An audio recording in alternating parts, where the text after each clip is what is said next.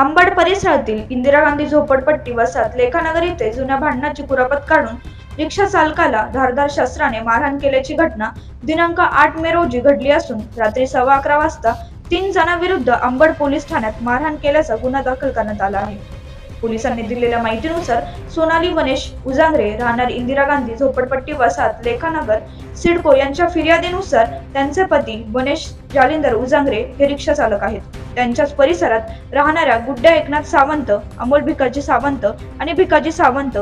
यांनी जुन्या भांडणाची कुरापत काढून गणेश उजांगरे याला इंदिरा गांधी वसाहत लेखानगर येथील घराच्या परिसरात रस्त्यात अडवून दमदाटी व वाईट साईड शिवीगाळ करत तिघांनी संगनमताने करून धारदार शस्त्राने प्राणघातक हल्ला केला असून गणेश याच्या दोन्ही हाताला गंभीर दुखापत केली।